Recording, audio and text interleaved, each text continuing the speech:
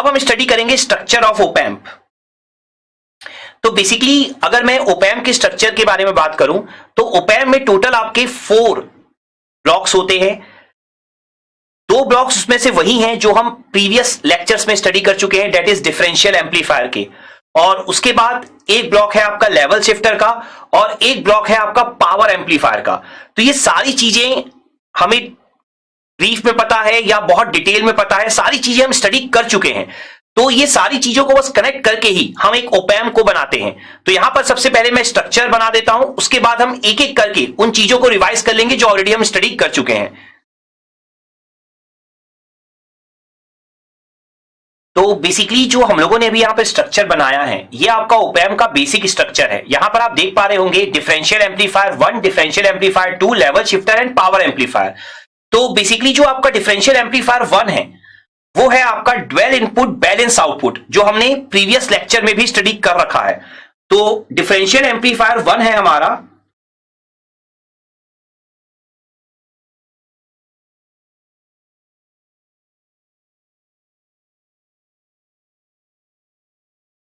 Dwell input balanced output. तो ये है हमारा डिफरेंशियल एम्पलीफायर 1 जो हम लोग ऑलरेडी यहां पर स्टडी कर चुके हैं। नाउ जो डिफरेंशियल एम्पलीफायर 2 है हमारा,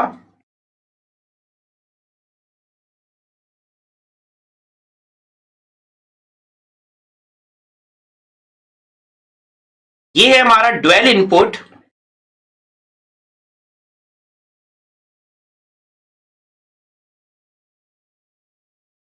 अनबैलेंस्ड आउटपुट।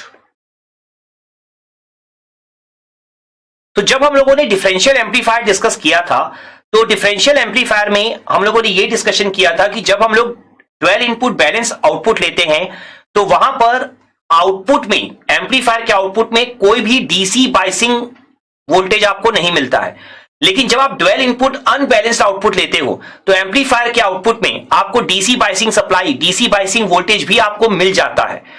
तो इस कारण से चूंकि आपको डीसी वोल्टेज मिलता है डिफरेंशियल एम्पलीफायर 2 के आउटपुट में, तो आपको यहां पर क्या यूज करना पड़ता है, लेवल शिफ्टर। इसके बारे में भी हम डिस्कशन कर चुके हैं डिफरेंशियल एम्पलीफायर के टॉपिक में। मैंने आपको वहां भी बोला था कि जो डिफरेंशियल एम्पलीफायर आप स्टडी कर रहे हो वही आपका ओपैम्प का बेस बनेगा।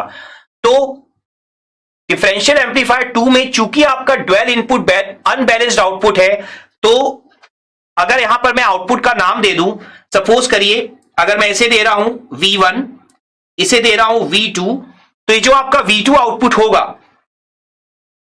तो आप लिख सकते हो यहां पर कि V2 output will contain DC supply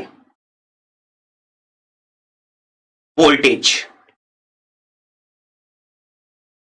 तो यहां पर चूंकि ये डीसी सप्लाई वोल्टेज कंटेन करेगा V2 आउटपुट, क्योंकि आप यहां पर यूज कर रहे हो अनबैलेंस्ड आउटपुट। ठीक है, अगर मैं एक बार रिवाइज करा दूं आपको, तो बैलेंस्ड आउटपुट का मतलब क्या था हमारा कि दोनों कलेक्टर के आउटपुट को हम सब्ट्रैक्ट करते थे। अगर आप डिफरेंशियल एम्पलीफायर में अपने नोट्स को देखोगे तो दोनों कलेक्टर आउटपुट को हम सब्ट्रैक्ट करते थे, तो जो डीसी बाइसिंग सप्लाई थी वो आपकी कैंसल आउट हो जाती थी। लेकिन अनबैलेंस्ड आउटपुट में हम क्या करते थे, एक कलेक्टर से आउटपुट लेते थे, तो डीसी बाइसिंग सप्लाई आपकी कैंसल आउट नहीं हो पाती थी। दैट्स व्हाई जो डिफरेंशियल एम्पलीफायर 2 का जो आउटपुट है V2 वो आपका डीसी बाइसिंग सप्लाई भी कंटेन करेगा। तो डीसी बाइसिंग सप्लाई अगर आप जाने देंगे आगे तो क्या होगा, जो फाइनल आउटपुट आएगा उसमें क्या क्रिएट होगा, डिस्टॉर्शन। ये भी हम डिस्कशन कर चुके हैं डिफरेंशियल एम्पलीफायर में। ठीक है, तो यहां भी हम दोबारा से उसे लिख लेते हैं, समझ लेते हैं। So if we allow DC voltage, then there will be distortion in final output. So we use level shifter to remove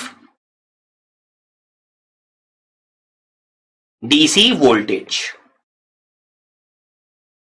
तो हम यहां पर लेवल शिफ्टर यूज करेंगे डीसी वोल्टेज को रिमूव करने के लिए।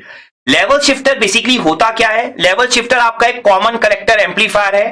कॉमन कलेक्टर एम्पलीफायर ऑलरेडी हम लोग डिस्कशन कर चुके हैं जब हमने बीजेटी स्टडी किया था। तो level shifter is a common collector amplifier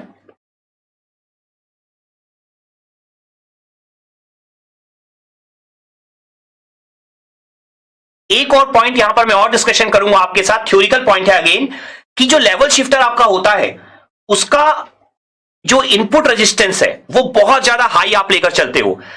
अगर आपको याद हो मल्टी स्टेज एम्पलीफायर में हमने स्टडी किया था कि अगर दो एम्पलीफायर आपस में कनेक्टेड हैं और अगर एक का आउटपुट रेजिस्टेंस ठीक है एक वैल्यू पर है और अगर दूसरे का दूसरा जो बाद वाला कनेक्टेड है उसका अगर इनपुट रेजिस्टेंस बहुत लो वैल्यू पर होगा तो होगा क्या, दोनों का पैरेलल कॉम्बिनेशन होकर जो पहले वाले का आउटपुट रेजिस्टेंस है वो भी क्या हो जाएगा, बहुत लो हो जाएगा। इसको हम लोग क्या बोलते थे, लोडिंग इफेक्ट। अगर आप अपने नोट्स पे चेक करोगे मल्टी स्टेज एम्पलीफायर के तो हमने यही स्टडी किया था, लोडिंग इफेक्ट, कि जब भी दो amplifier back to back connected होते हैं तो दूसरे वाले का इनपुट रेजिस्टेंस हमेशा हाई होना चाहिए जिससे कि लोडिंग इफेक्ट ना क्रिएट हो।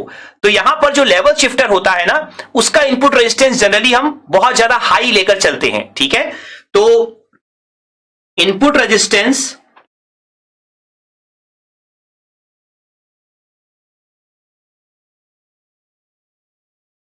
Of level shifter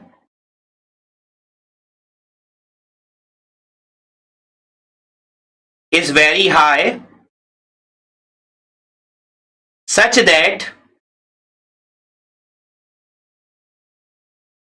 output of differential amplifier 2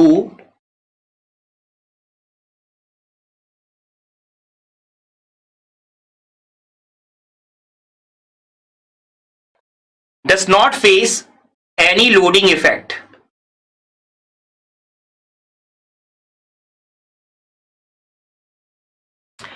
सो यहां पर ये कुछ की पॉइंट्स है। देखिए सारे पॉइंट्स हम लोग प्रीवियस लेक्चर्स में स्टडी कर चुके हैं लेकिन यही कुछ की पॉइंट्स हैं जो हमें ध्यान में रखने हैं ओपैम्प को पढ़ते समय, बेसिकली स्ट्रक्चर ऑफ ओपैम्प को समझते टाइम।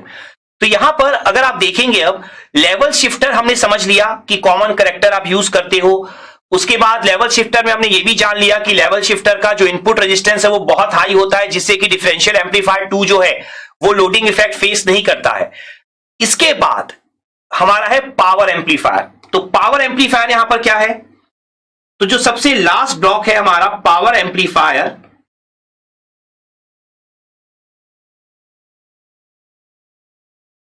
तो यहां पर हम पावर एम्पलीफायर क्यों यूज करते हैं, हमने कई बार डिस्कशन किया हुआ है थ्रू आउट द सिलेबस कि पावर एम्पलीफायर हम लोग इसलिए यूज करते हैं ताकि हम हाई पावर गेन अचीव कर पाए, ठीक है।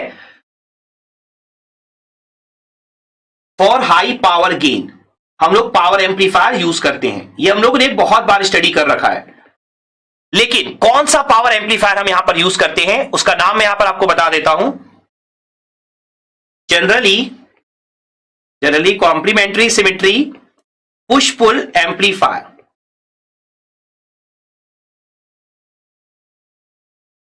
is used at the last stage of op-amp। तो जो हम पावर एम्पलीफायर यूज करते हैं, बेसिकली जो हम एम्पलीफायर यूज करते हैं लास्ट स्टेज ऑफ op-amp में, वो हम यूज करते हैं complementary symmetry push pull amplifier. तो पावर एम्पलीफायर भी हम ऑलरेडी स्टडी कर चुके हैं, हमें पता है complementary symmetry push pull amplifier क्या होता है। तो एज इट इज जो थ्योरी हमने स्टडी कर रखी है वही थ्योरी यहां पर एप्लीकेबल हो जाएगी, तो हमें उसे दोबारा नहीं स्टडी करना है। बस हमें नॉलेज होना चाहिए कि जो op-amp का स्ट्रक्चर है उसमें किन किन चीजों का यूज किया जाता है। तो आई होप ये जो स्ट्रक्चर हमने बनाया है op-amp का और जो हमने ब्लॉक्स यूज किए हैं आपको बहुत अच्छे से यहां पर क्लियर हो गए होंगे। एंड आई होप ये जो स्ट्रक्चर ऑफ op-amp है ये आपने यहां पर बहुत अच्छे से समझ लिया होगा, ये लर्निंग आउटकम आपने बहुत अच्छे से यहां पर अचीव कर लिया होगा। Let's have a quick knowledge check.